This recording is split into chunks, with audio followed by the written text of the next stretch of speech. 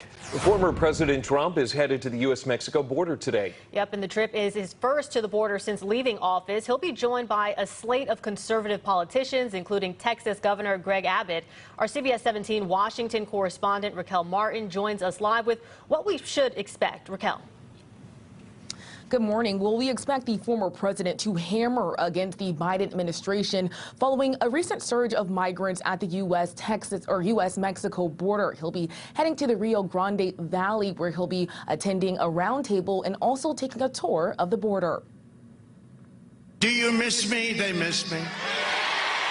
Nearly 5 months after leaving office, former President Donald Trump is returning to the U.S.-Mexico border Wednesday to slam the Biden administration's border policies. The radical left Democrats are doing everything possible to put your family in grave danger. Joe Biden is doing the exact opposite, as we did. Since taking office, President Biden has reversed the Trump-era Remain in Mexico policy and stopped further construction of the border wall. Wednesday, Trump will attend a roundtable and tour the wall alongside Texas Governor Greg Abbott, who's vowing to finish the job on his own. He wants to go down there and offer his expertise and his solutions. Texas Republicans August Pfluger and Jody Arrington will be among the nearly dozen Republicans by Trump's side. I think you have Border Patrol agents and other law enforcement that feel completely abandoned by their commander-in-chief. It's good to be back in Texas. The trip comes just days after Vice President Kamala Harris, amid mounting pressure from Republicans,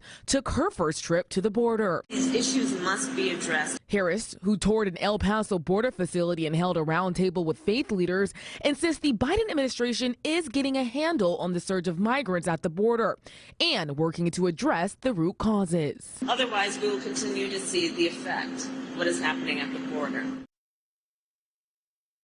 And some Democrats are already criticizing the former president's visit, calling it a mere spectacle designed to distract the public and rev up the former president's base ahead of the upcoming elections. Now, we do expect to hear more from the president later today, shortly.